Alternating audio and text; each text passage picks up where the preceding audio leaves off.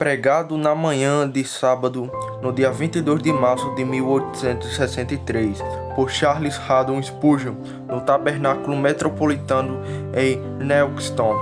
Eu voluntariamente os amei. Oséias capítulo 14, versículo 4. Esta frase é uma teologia sistemática em miniatura. Aquele que compreende o seu significado é um teólogo, e quem pode mergulhar em sua plenitude é um verdadeiro mestre em divindade. Eu os amei. É uma condensação da gloriosa mensagem da salvação que foi entregue a nós em Cristo Jesus, nosso Redentor. O sentido se desdobra em cima da palavra voluntariamente. Eu os amei. Aqui está o glorioso, o apropriado, o caminho divino pela qual flui o amor do céu à terra. E de fato, a única maneira que Deus pode amar-nos como somos. É possível que Ele possa amar anjos por causa de sua bondade, mas Ele não poderia amar-nos por esse motivo. A única maneira pela qual o amor pode vir de Deus para criaturas caídas é expressa na palavra voluntariamente. Aqui temos amor espontâneo fluindo para aqueles que não merecem, não o compraram nem procuraram buscar por ele. Uma vez que a palavra voluntariamente é a própria tônica do texto, devemos observar seu significado comum entre os homens. Usamos a palavra voluntariamente para aquilo que é dado sem dinheiro e sem preço, e ele se opõe a toda a ideia de barganha, de toda a aceitação de um equivalente ou que pode ser interpretado em um equivalente. Um homem é dito que dá livremente quando ele concede sua caridade simplesmente requerentes que jazem em sua pobreza, nada esperando ganhar. Um homem distribuiu voluntariamente quando, sem pedir qualquer compensação, ele considera que é mais abençoado dar do que receber. Agora, o amor de Deus vem aos homens totalmente livre e sem preço, sem que tenhamos mérito para recebê-lo ou dinheiro para consegui-lo. Eu sei que está escrito: vinde, comprai vinho e leite, conforme Isaías 55:1, mas não é acrescentado: sem dinheiro e sem preço, eu os amei. Ou seja, eu não vou aceitar suas obras em troca de meu amor, eu não vou receber o seu amor como uma recompensa para mim. Vou amá-los, todos indignos e pecadores como eles são. Os homens dão voluntariamente quando não há indução. Um grande número de presentes de atrasados tem sido dado à princesa de Gales, e isso é muito bom, mas a posição da princesa é tal que não vemos isto como qualquer grande liberdade ao conceder um colar de diamantes, uma vez que aqueles que os dão são honrados por sua aceitação. Agora, a gratuidade do amor de Deus é mostrada nisto, a saber que os objetos dele são totalmente indignos, pode conferir sem honra, e não tem condições de ser uma instrução para abençoá-los. O Senhor os ama livremente. Algumas pessoas são muito generosas em sua própria relação, mas aqui, mais uma vez, eles dificilmente podem ser considerados livres, porque o laço de sangue os compele. O seu próprio filho, o seu próprio irmão e sua própria irmã, se os homens forem generosos ali, eles devem dizer por meio e através de.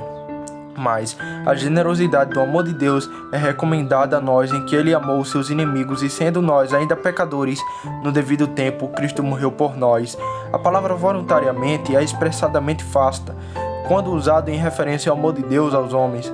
Ele seleciona aqueles que não têm nem mesmo sobra de uma reivindicação sobre ele e os coloca entre os filhos de seu coração. Usamos a palavra voluntariamente quando o favor é oferecido sem ele estar sendo procurado. Dificilmente pode-se dizer que o nosso rei nas antigas histórias perdoou os cidadãos de Calais livremente, quando sua rainha teve primeiro de prostrar-se diante dele e com muitas lágrimas para induzi-lo a ser misericordioso. Ele foi gentil, mas ele não era voluntário em sua graça. Quando uma pessoa tem sido perseguida por um médico nas ruas, embora ele possa virar e dar liberalmente para se virar do pente clamoso, ela não dá voluntariamente. Lembre-se no que diz respeito a Deus, que a sua graça ao homem foi totalmente espontânea. Ele dá a graça divina para aqueles que a procuram, mas ninguém jamais irá procurar, a menos que a graça não procurará primeiro, se lhe houvesse sido concedida. A graça soberana não espera pelo homem, mas se demora pelos filhos dos homens. O amor de Deus vai aos homens quando eles não têm nenhum pensamento de buscá-lo, quando eles estão buscando todo tipo de pecado e devassidão. Ele os ama livremente, e como efeito deste amor, eles então começam a buscar a sua face. Mas não é nossa busca, nossas orações, nossas lágrimas que inclinam o Senhor a nos amar. No início, Deus nos ama voluntariamente, sem qualquer solicitação ou súplica, e então chegamos tanto a suplicar quanto a implorar o seu favor. Aqueles que vêm sem qualquer esforço de nossa parte e chegam até nós voluntariamente, os governantes cavaram um poço, e como eles cavam, eles cantaram: brota ao poço.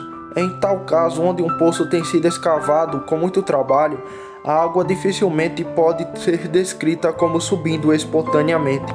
Mas ali no Vale do Riso, a fonte jorra do lado da colina e derrama sua torrente cristalina entre os eixos brilhantes. O homem não cavou a fonte, ele não perfurou o canal, pois, muito antes de ele ter nascido, ou desde sempre, o peregrino cansado inclinou-se para seu fluxo refrescante. Ele havia saltado de alegria em seu caminho certo espontaneamente. Ele vai fazê-lo enquanto a sua perdure voluntariamente. Tal é a graça de Deus. Nenhum labor do homem a procura, nenhum empenho humano pode fazê-lo. Deus é bom a partir de simples necessidade e a sua natureza. Deus é amor simplesmente porque sua essência é ser assim. E ele derrama seu amor com certezas abundantes e objetos indignos, merecedores do mal e do inferno, simplesmente porque ele se compadecerá de quem ele se compadecer, e terá misericórdia de quem ele tiver misericórdia. Isto não depende de quem quer, nem de quem corre, mas de Deus que se compadece. Se você pedir uma ilustração da palavra voluntariamente, eu aponto para o sol. Com voluntariamente ele espalha seus raios vivificantes. Preciosos como ouro são os seus raios, mas ele o espalha como pó. Ele semeia a terra com as pérolas do oriente, e a primavera como esmeralda. E assim, o rubi e a safira, e tudo muito voluntariamente. Você e eu esquecemos de orar pela luz do sol, mas ela vem ao seu tempo determinado. E sim, sobre o blasfemo que amaldiçoa Deus, o dia nasce e a luz do sol aquece, tanto quanto mais obediente filho do Pai Celestial. Este raio de sol cai sobre a fazenda do avarento, sobre o campo do tolo. O sol ordena o grau dos ímpios e expandir em seu calor cordial, e produz a sua colheita. O quão pecador o homem possa ser, se ainda assim a luz do dia desce sobre ele sem convidada ou procurara. Tal é a graça de Deus onde ele vem. Não vem porque é perdida ou merecida, mas simplesmente da bondade do coração de Deus que, como o sol, abençoa como ele quer. Note os ventos suaves do céu, o sopro de Deus para reviver o enfraquecido, e as brisas suaves. Veja o doente à beira-mar, bebendo na saúde das brisas do mar salgado. Aqueles pulmões podem, em suspiro, proferir a canção lasciva. Mas o vento de cura não é contido. Se é o peito de um santo ou de um pecador, ainda assim aquele vento não cessa para ambos. Acontece com as visitações da graça. Deus não espera até que o homem seja bom. Antes ele envia o vento celeste, com a cura sobre suas asas, mesmo como lhe agrada. Então ele sopra e os mais indignos vêm. Observe a chuva que cai do céu. Cai sobre o deserto, bem como sobre o campo fértil. Cai sobre a rocha que recusará a sua imundície fertilizante, bem como sobre o solo que abre a sua boca para beber com gratidão. Veja, ele cai sobre as ruas duras da cidade populosa, onde não é requerida e onde os homens até mesmo o amaldiçoam por ter vindo. E ele não cai mais livremente onde as flores doces estiveram suspirando por ele e as folhas murchas estiveram farfalhando suas orações.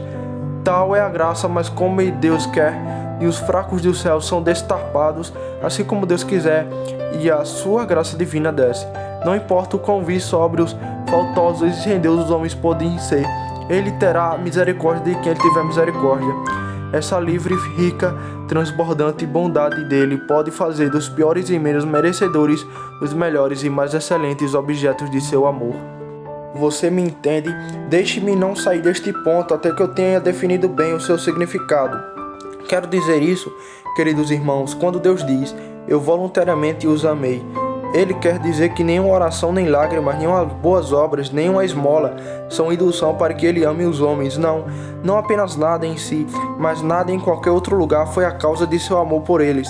nem mesmo o sangue de Cristo, nem mesmo os gemidos e lágrimas de seu Filho amado. Estes são os frutos de seu amor, não a causa dele. Ele não ama porque Cristo morreu. Cristo morreu porque o Pai amou.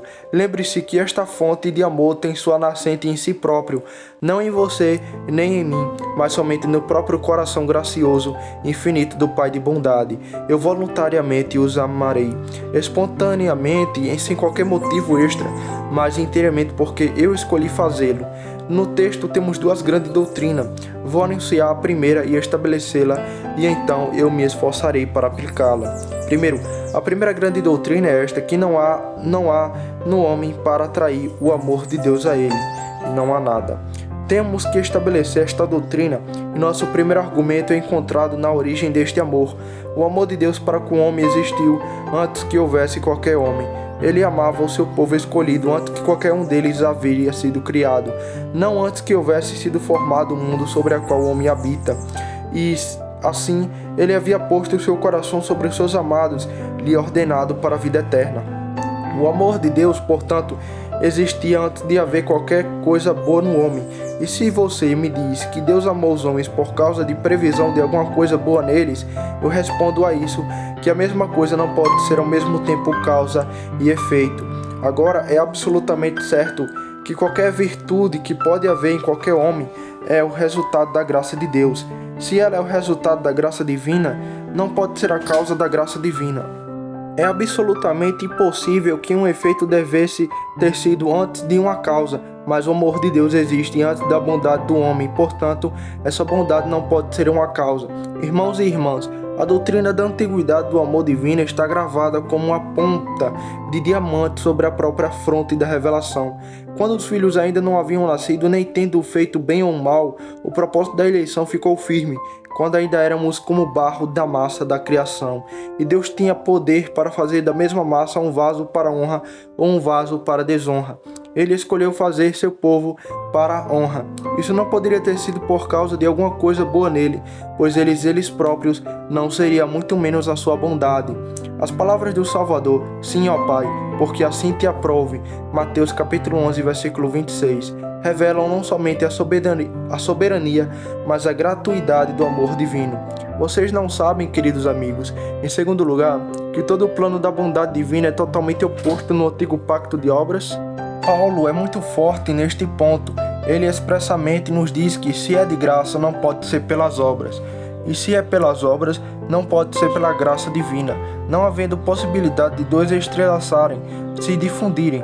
Nosso Deus, falando pelo profeta, diz: não conforme a aliança que disse com seus pais no dia em que eu os tornei pela mão, para o tirar da terra do Egito, porque eles invadiram a minha aliança, apesar de eu haver deposado, diz o Senhor. Jeremias 31, versículo 32. O pacto da graça está tão distante quanto os polos separarem do pacto das obras.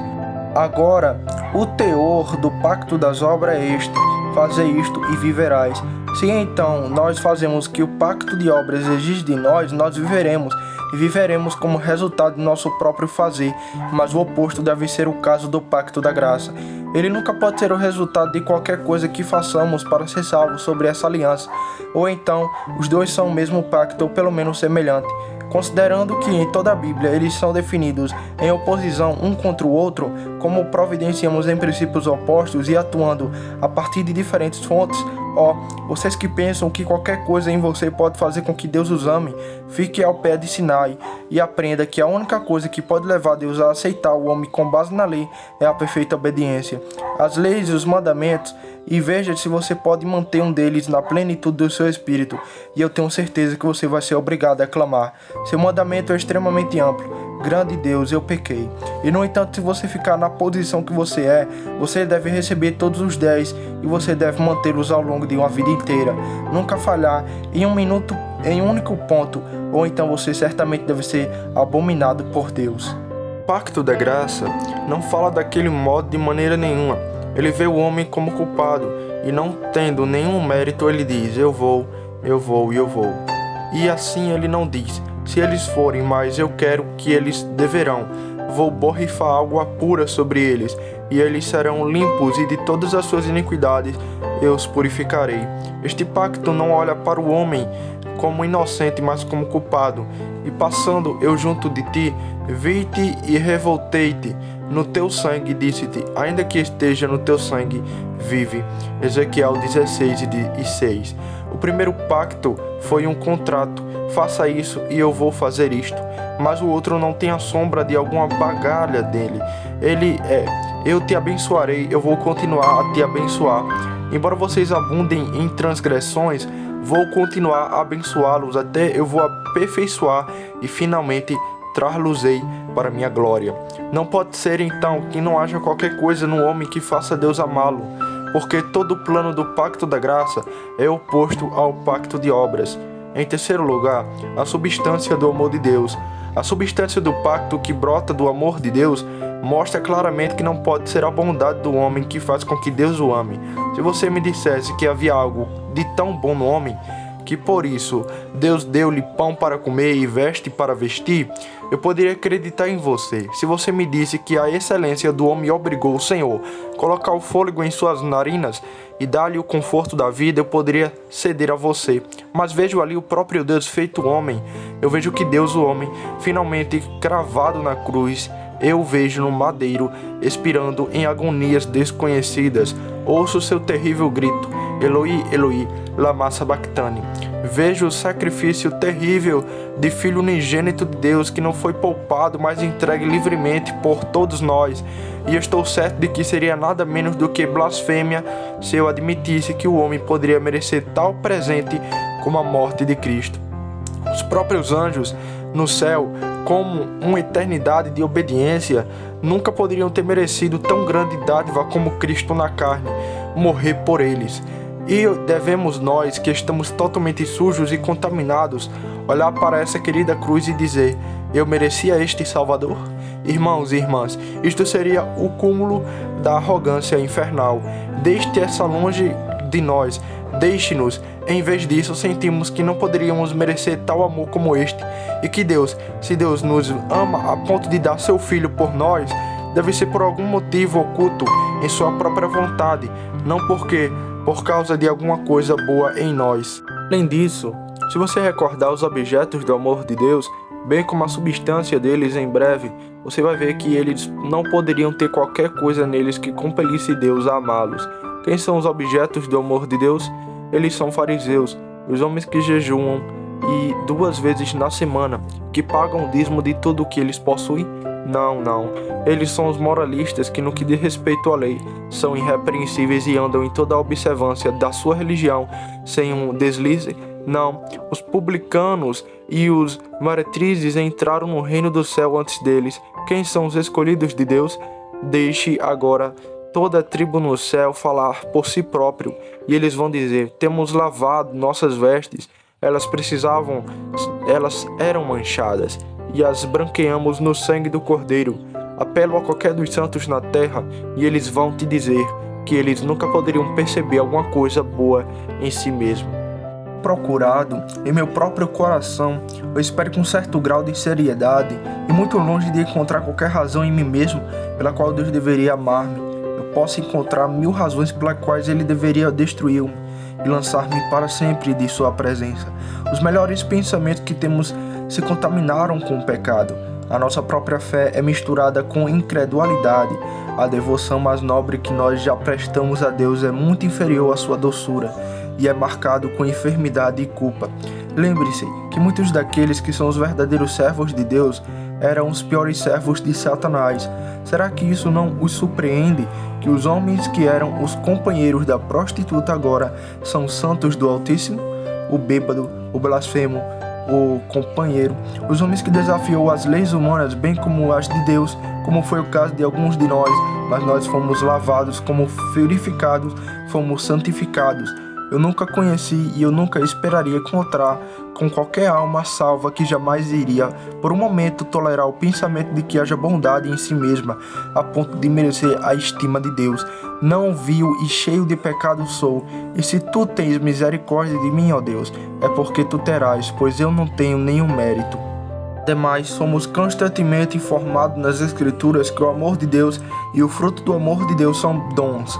O salário do pecado é a morte, mas o dom gratuito de Deus é a vida eterna. Agora, se o Senhor permanece barganhando com você e comigo, e diz, eu te darei isso, se, ele então não amaria voluntariamente, mas se por outro lado é simples, pura e somente um dom oferecido como tal, não por qualquer recompensa a ser dada posteriormente, então o dom é um presente puro, um verdadeiro dom, e por isso o texto é confirmado dizendo, eu voluntariamente os amarei.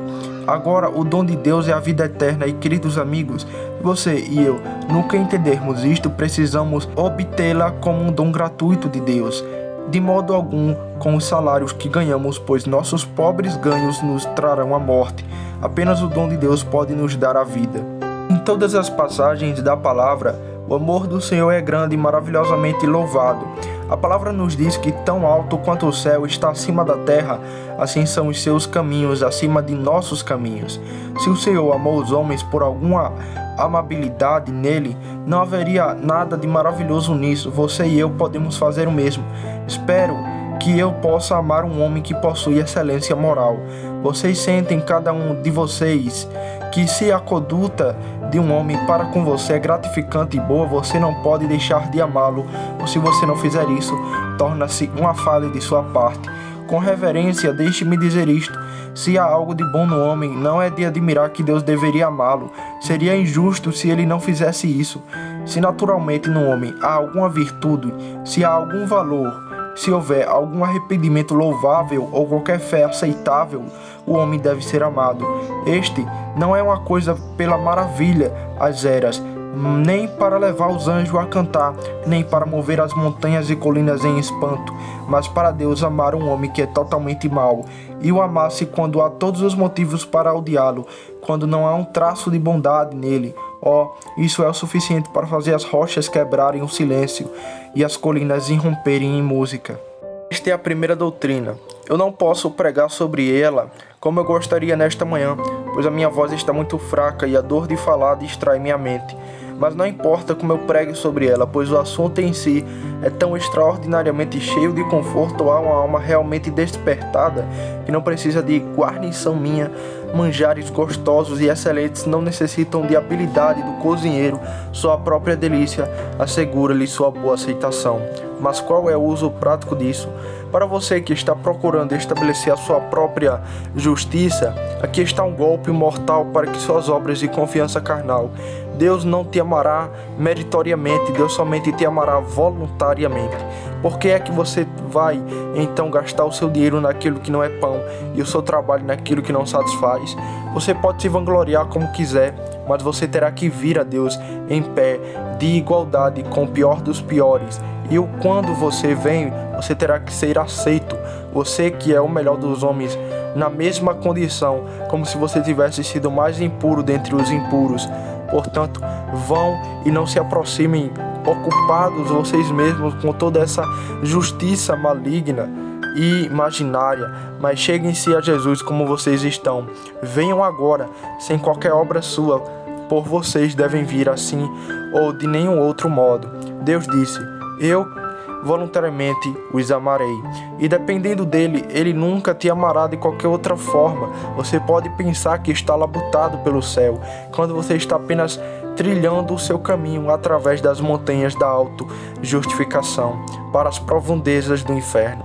A doutrina oferece conforto para aqueles que não se sentem aptos a vir a Cristo. Você não percebe que o texto é um golpe mortal para todos os tipos de aptições? Eu voluntariamente os amarei. Agora, se houver qualquer aptição necessária em você perante Deus para que Ele te ame, então Ele não te ama voluntariamente. Pelo menos este seria um arrependimento e uma desvantagem para a gratuidade do mesmo. Mas está escrito, eu te amarei voluntariamente. Você diz, Senhor, mas meu coração é tão duro. Eu te amarei voluntariamente. Mas eu não sinto a minha necessidade de Cristo como eu poderia desejá-lo. E eu não te amarei porque você sente a sua necessidade. Eu te amarei voluntariamente. Mas eu não sinto o quebrantamento do Espírito que eu desejo. Lembre-se, o quebrantamento de Espírito não é uma condição. Não há condições. O pacto da graça não tem condições, sejam quais forem. Estas são as incondicionais, fiéis misericórdias de Davi, para que você, sem qualquer opção, possa vir a aventurar-se sobre a promessa de Deus que foi feita para você em Cristo Jesus, quando ele disse: quem crê nele não é condenado. João capítulo 3, versículo 18. Nenhuma lapidação é necessária, eu voluntariamente os amarei. Varra tudo o que é de madeira e retolhe para fora do caminho. Que haja graça em seu coração, para que saiba que a graça de Deus é livre para você, sem preparação, sem abidão, sem dinheiro e sem preço. Um pouco o uso prático de nossa doutrina termina aqui.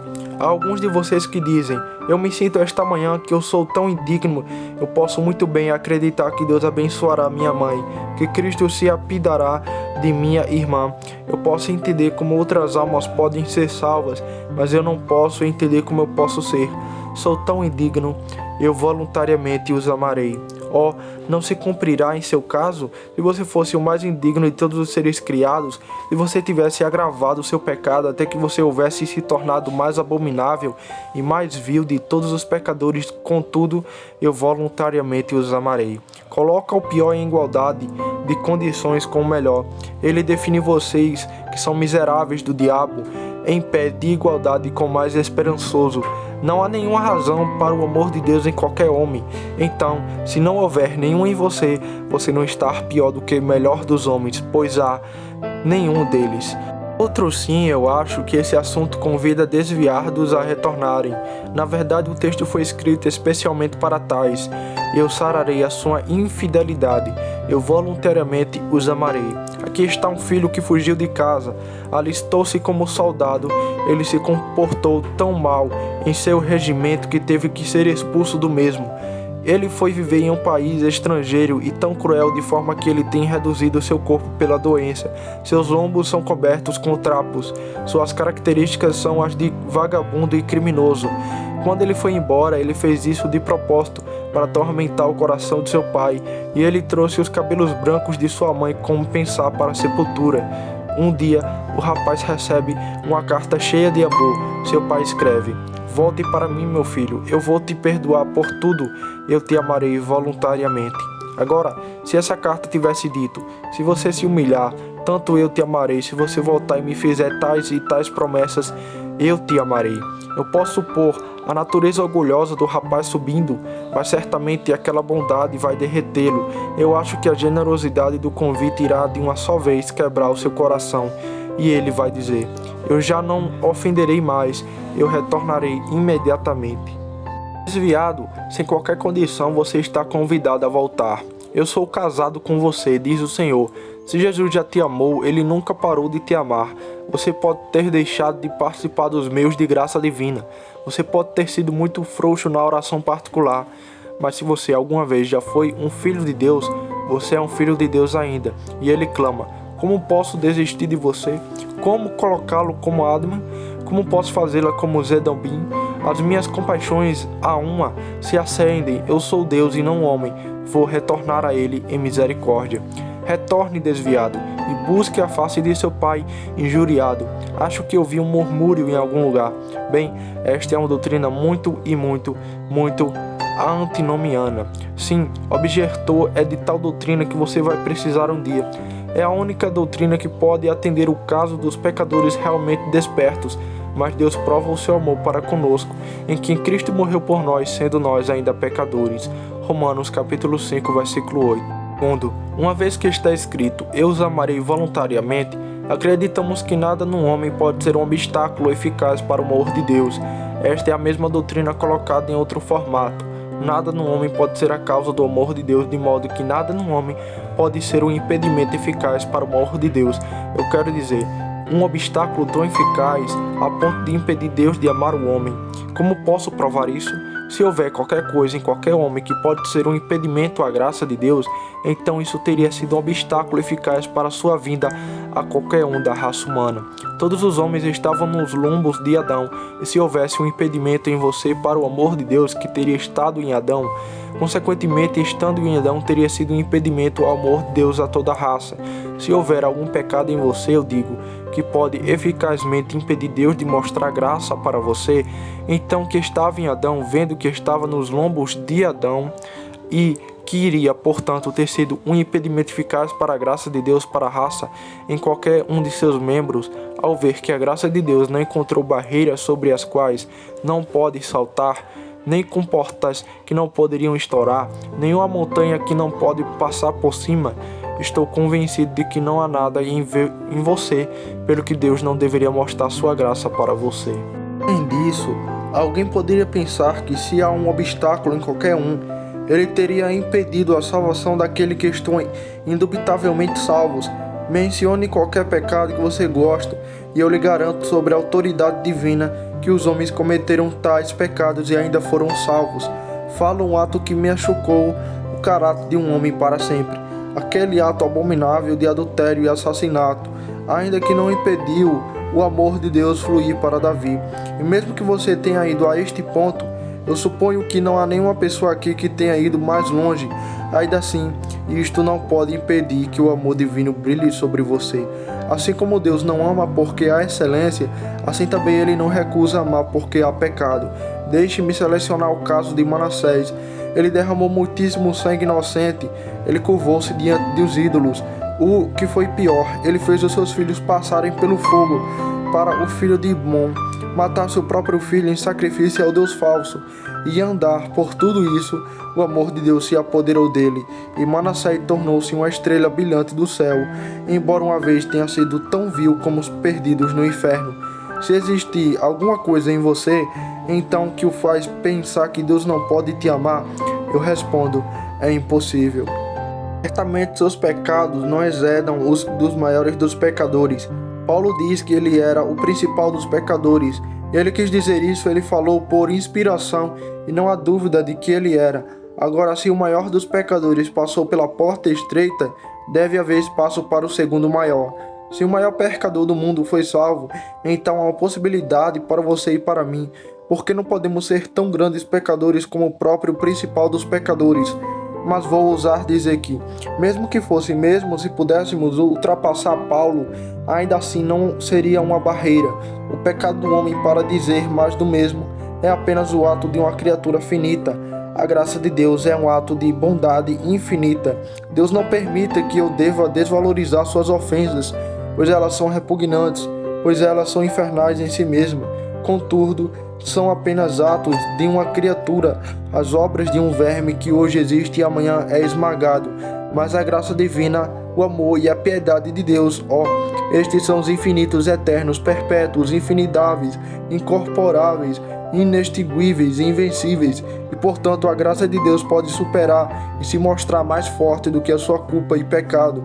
Não há obstáculo, portanto, ou então teria havido um obstáculo no caso dos outros. Será que não danificaria a soberania de Deus se caso houvesse um homem no qual existisse algo que pudesse eficazmente impedir que o amor de Deus flui para ele? Então não seria, terei misericórdia de quem eu tiver misericórdia. Não seria, eu terei misericórdia de quem eu puder ter misericórdia. Mas não existe um tal homem. Eu não posso ter misericórdia dele, pois ele foi longe demais. Não, glória seja dada a Deus por essa frase. Terei misericórdia de quem eu tiver misericórdia. O diabo pode dizer, o quê? Porque este homem tem misericórdia, ele foi longe demais. Mas diz Deus, se eu quero isso, embora ele tenha ido longe demais, eu terei misericórdia dele. Eu não sei se alguma vez já senti mais a ilimitada soberania da graça de Deus do que quando eu olhei esse texto na face e vi, e não terei misericórdia daquele que está disposto a tê-la, mas terei misericórdia de penitentes. Não está escrito, terei misericórdia de quem eu quiser ter misericórdia. E assim, se Deus quer salvá-lo, não pode haver nenhum impedimento para isto, ou então isto seria uma deterioração e uma limitação da soberania de Deus. Isso não seria um grande insulto lançado sobre a graça de Deus? Suponhamos que eu pudesse encontrar um pecador tão vil que Jesus Cristo não pudesse alcançá-lo. Então os demônios do inferno iriam levá-lo através de suas ruas como um troféu. Eles diriam, este homem era mais do que um pareo para Deus. Seu pecado era muito grande para a graça de Deus. O que diz o apóstolo? Onde o pecado abundou, este é você, pobre pecador. Onde o pecado abundou, em quais pecados você mergulhou na noite passada e em outras ocasiões sóbrias, onde o pecado abundou. O que? A condenação? Desespero e sem esperança? Não. Onde um pecado abundou, superabundou a graça. Romanos capítulo 5, versículo 20. Acho que vejo o conflito na graça arena do universo. O homem acumula uma montanha de pecado, mas Deus vai igualá-lo. E ele levanta uma montanha mais elevada da graça divina. O homem amontoa uma colina ainda maior de pecado, mas o Senhor a supera com 10 vezes mais graça. E assim, a disputa continua até que finalmente o poderoso Deus arranca até as montanhas pela raiz e enterra o pecado do homem abaixo dela, como uma mosca pode ser enterrada debaixo do Alpes. O pecado abundante não é obstáculo para a superabundante da graça de Deus. E então, queridos amigos, não diminuiria a glória do Evangelho se pudesse ser provado que houve algum homem em quem o Evangelho não pode operar desta maneira? Suponhamos que o Evangelho, que é digno de toda aceitação, não pudesse atender a curtos casos. Suponha que eu escolhi 12 homens que estavam tão doentes que o remédio do Evangelho não poderia atender o seu caso. Então eu acho que eu deveria calar minha boca totalmente a respeito da glória da cruz e não conseguiria mais dizer com o apóstolo: mas longe esteja de mim gloriar-me, a não ser na cruz do nosso Senhor Jesus Cristo. Gálatas capítulo 6, versículo 14. Posto então que o Evangelho não seria o poder de Deus para a salvação de todo aquele que crê, não, ele seria o poder de Deus para todos, exceto destes 12. Mas tão frequentemente como eu venho a este púlpito, ele me dá a alegria de saber que eu tenho um Evangelho para pregar, que é apropriado a cada caso. Um amigo me disse outro dia que muitas notáveis personagens roubaram às vezes, graças a Deus por isso. Disse alguns, mas eles vêm só para rir. Não se preocupe, graças a Deus se ele vem. Mas eles vão fazer escárnio do Evangelho. Não, o Senhor sabe como transformar zombadores em pranteadores. Esperamos pelo pior e trabalhemos pelo mais sem esperança. O amor de Deus providenciou meios para atender com um caso mais extremo. Eles são 2, o poder de Cristo e o poder do Espírito Santo. Você me diz que o pecado é um obstáculo? Eu respondo: todo pecado e blasfêmia se perdoará dos homens. Mateus capítulo 12, versículo 31. O sangue de Jesus Cristo, seu Filho, nos purifica de todo pecado. 1 João capítulo 1, versículo 7. A expiação de Cristo é capaz de remover dos homens todos os tipos, tamanhos e tinturas de iniquidade.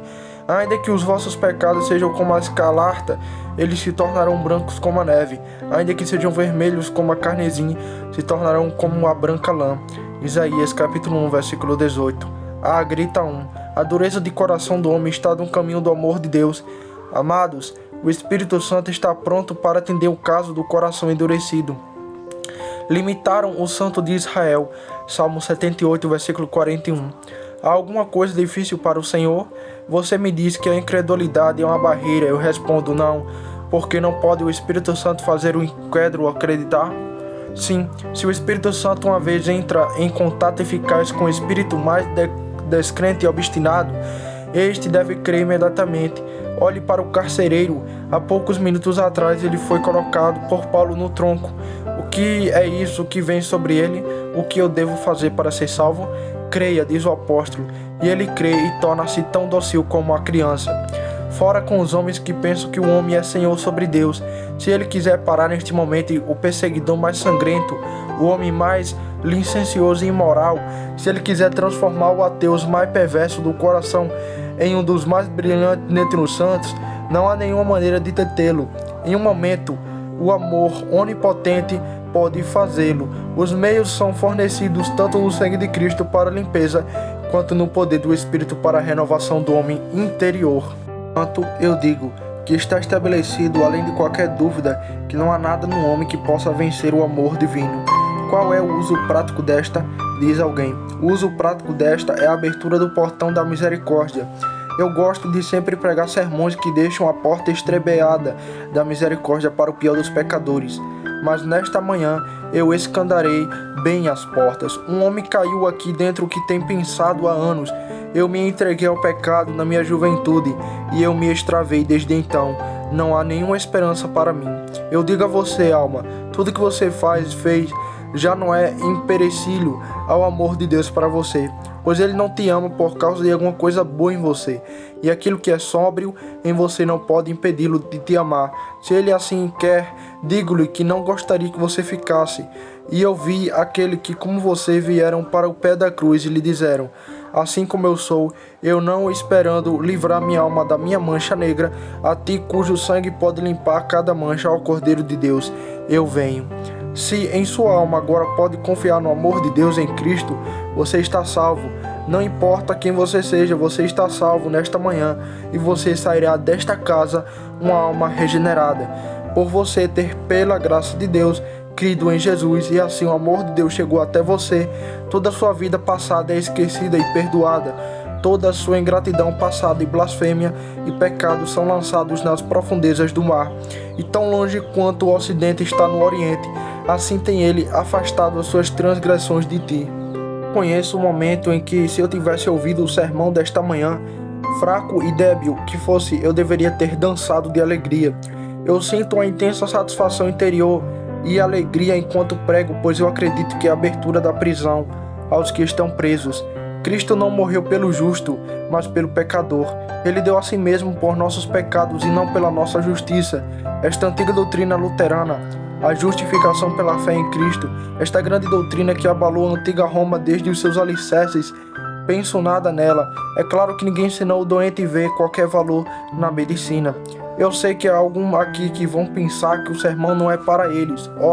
Que o Espírito de Deus faça alguém aceitar esse conforto. Mas eles não vão, a menos que o Espírito de Deus opere neles.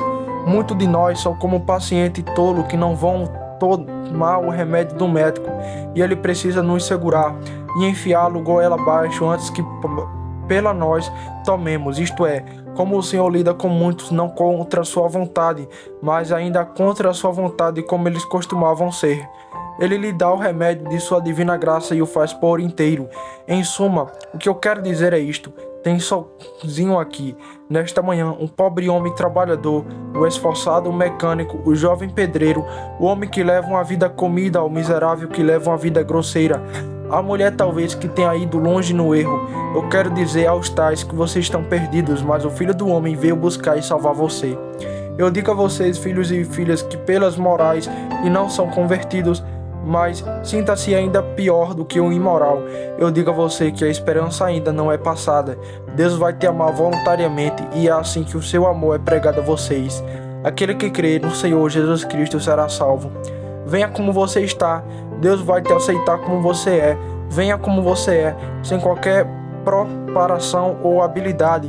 Venha como você está, e onde a cruz é erguida como Filho de Deus sangrando sobre ela, caia com o rosto no chão, assentando o amor manifesto ali, disposto a receber neste dia a graça divina que Deus voluntariamente e livremente dá. Como pecadores sem qualquer qualificação, como pecadores indignos, meu Senhor os receberá graciosamente e voluntariamente os amará. Amém.